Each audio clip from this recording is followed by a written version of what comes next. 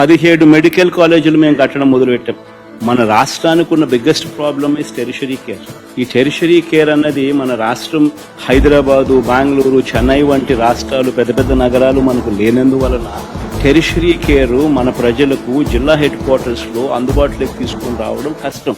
Plus Hyderabad, Bengaluru, Chennai వంటి నగరాలు మనకు లేనందువలన ప్రైవేట్ పెట్టుబడులు ఉత్సాహంగా వచ్చి పెట్టే పరిస్థితి కూడా కష్టం.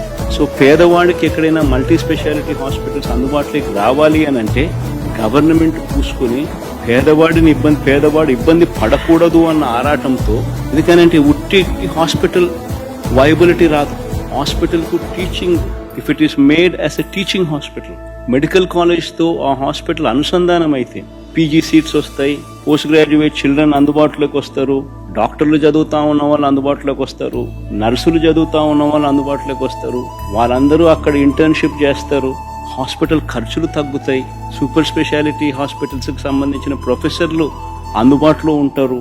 ఇవన్నీ దృక్పథంతో 17 మెడికల్ కాలేజీలు, ప్రతి పార్లమెంటుకు ఒక మెడికల్ కాలేజ్ ఉండేట్టుగా ప్రతి పార్లమెంటును ఒక జిల్లాగా చేసి 17 కొత్త మెడికల్ కాలేజీలు మేము శ్రీకారం చుడితే, అందులో 5 మెడికల్ కాలేజీలు మేము అప్పటికే ప్రారంభోత్సవం చేస్తే, మరో 5 మెడికల్ కాలేజీలు ఈ సంవత్సరమే క్లాసులకు పూర్తి చేసే కార్యక్రమం జరిగితే, మిగతా వాటి పనులు కూడా శరవేగంగా ముందుకు వెళ్తా ఉన్న క్రమంలో ఇప్పుడు ఏం చేస్తా ఉన్నారు?